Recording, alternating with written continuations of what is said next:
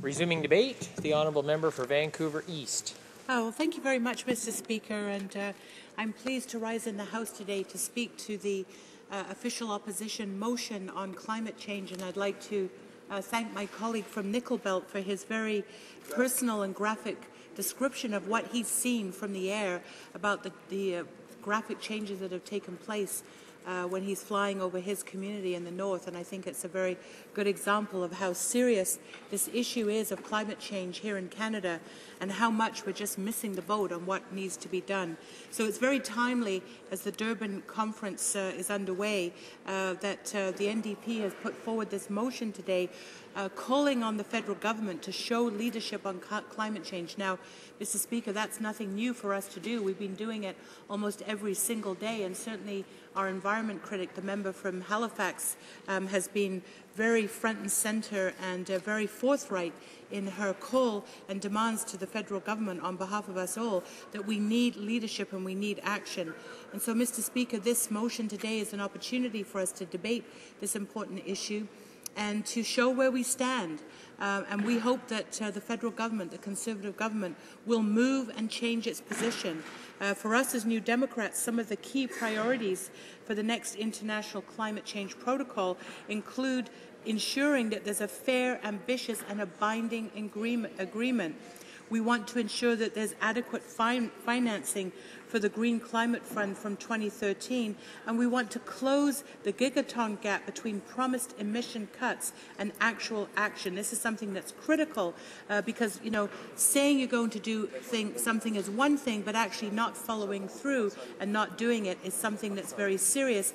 And I think this is why the environmental movement, Canadians generally, feel so hugely disappointed in the government's lack of performance. And we also want to make sure that there's no gap in legally binding commitments. So, Mr. Speaker, what is it that the NDP has been calling for? Well, first of all, we've had an astounding track record on this issue. Our former leader, Jack Layton, when he came into this House, the first thing he did was ensure that we tabled a bill on climate change, and that bill passed through this Parliament by a majority vote. Then we had an election. We reintroduced the same bill after the next election, and in fact, for a second time, the bill passed through this Parliament, but of course, as we know, it was killed in the Senate, and that was a very bad day for Canada in terms of climate change, because we had a fantastic bill that was doing everything that needed to be done, and it was killed by the unelected Senate. So, Mr. Speaker, the NDP has a very good track record on this. We've always said that we'll put a price on carbon and establish hard emission caps for large industrial emitters. We've said again that we want to enact a Climate Change Accountability Act. This would be now the third time, which will put in legislation a framework for achieving the national target of 80% below 1990 emission levels by 2050. We've said that we'll establish a permanent federal energy-efficient retrofit program for residential energy use, cut GHG emissions, create jobs and save Canadians money. We've said that we will establish an effective program to help communities deal with the impacts of climate change, and one very important element of that is the transition funds for jobs. The issue of jobs is very important in this debate. They're linked. As we move to an environment and an economy that's in a greener economy, we have to make sure that people aren't put out of work. We have to make sure that there is a transition to new jobs, new training, to good-paying jobs, and this is something that's very important. And, Mr. Speaker, we'll also fulfill our international climate change obligations, and we'll cut the over $2 billion in annual subsidies to fossil fuel industries. Now, Mr. Speaker, contrast that with what the federal government isn't doing. The fact is that Canadian greenhouse gas emissions were 24% above the 1990 level in 2008, setting Canada up to exceed its Kyoto commitment by almost 30% in 2012. We know that a recent study from the International Institute for Sustainable Development makes it clear that Canada's plan is inadequate and that the current and planned measures by the provinces and the federal government combined will only achieve an emissions reduction of 46% of the government's own and albeit very weak GHG emissions targets by 2020. So, Mr. Speaker, what kind of record is that? I mean, it deserves an F. It is a failure. We know that the government has weakened its climate change targets by 90% since 2007. And to make matters worse, on the 2010 Annual Climate Change Performance Index, Canada finished 54th out of the 57 countries evaluated. We know that there'll be a new index actually published tomorrow, and we fear that it will not be any better for this year's index. And then, of course, to sort of add insult to injury, Canada won 3 Fossil of the Day awards during the first 2 days at Durban. And unfortunately, we are a repeated winner. So this is a terrible record, and all the more reasons why we need to have this motion debated today. Now, I want to contrast that with what one city in Canada is doing, my own city, the city of Vancouver. The City of Vancouver launched a program called Imagine 2020, which aims to make Vancouver the greenest city in the world in just 9 years. The program goals include green buildings, transportation, growing local food, and becoming a centre for green enterprise. Now, this is what's really quite incredible. Emissions have already been reduced to 1990 levels, and Vancouver is on track to meeting the Kyoto target, which is 6% below 1990 levels by 2012, at the same time that our population has grown by 27% and jobs by 18%.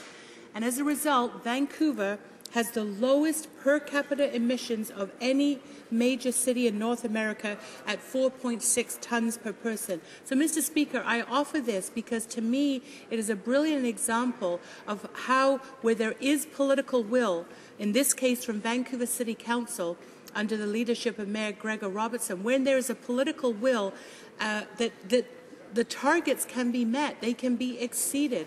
And we've seen this with the City of Vancouver. Vancouver tops the chart of Canadian cities leading the fight against climate change, according to the World Wildlife Fund. The city ranks the highest on the organization's list released in March of this year, based on indicators such as cutting greenhouse gas emissions, using renewable energy, and encouraging green building and transportation. So, Mr. Speaker, this can be done. In fact, David Cadman, who is an outgoing city councillor in Vancouver and well known in his role as president of local governments for sustainability, was in Durban, and I'd just like to quote something that he said. He said, "Fundamentally, unlike the nations of the world, we are committed to action and a future for mankind. While the nations of the world, like Nero, fiddle while the planet burns, cities and millions of their citizens are doing the right thing and urging the nations of the world to come off this precipice that big oil, gas and coal have taken us onto," end of quote. Now, Mr. Speaker, that is an initiative of a local municipal government. Here we have a federal government that claims that it is interested in responding to climate change, and yet everything, every indicator, every report, every record that we have shows us that we are falling further and further behind, and now Canada is an embarrassment in the international community. Now, Mr. Speaker, being from British Columbia, we have some very special and key concerns about climate change. One of them is the Enbridge pipeline. We know that this massive proposal that would carry over 500,000 barrels of raw tar sands crude each day will go over very sensitive and precious mountains, farmland, over the Fraser and Skeena rivers, and straight through the Great Bear Rainforest to the Pacific coast, where it will be picked up by supertankers who try to navigate some very difficult waters. So, and I'm very proud of the fact that Rob Fleming, the NDP environment critic in BC, along with our BC NDP members of Parliament, have been very outspoken on this issue.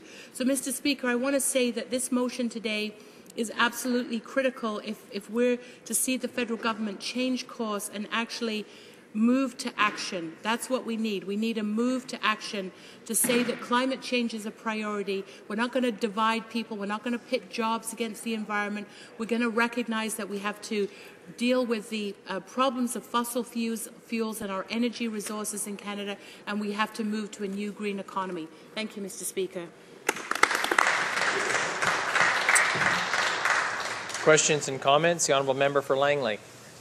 Thank you, Mr. Speaker. The honourable member, I listened to her comments, and she said the purpose of the motion today is to call the government to action. In fact, the government has been acting ever since this government was elected in 2006, acting aggressively to make sure that something finally is happening on the environment. We all know that 13 long years the former Liberal government did absolutely nothing, but that ended in 2006. We received a strong mandate, and we've been acting very rigorously and provided the leadership that the world needs to take action on climate change. We've come up with, recommended internationally, that the world move toward an international agreement that included all the major emitters, and that's exactly the direction the world is heading. So my question, Mr. Speaker, for the member is why would she want to move back to the Kyoto that didn't work? It only covered 27% of greenhouse gas emissions. We are now moving toward 85% when we include all the major emitters. Why would she want to choose 27% instead of 85%? Why would she want to go back to something that doesn't work?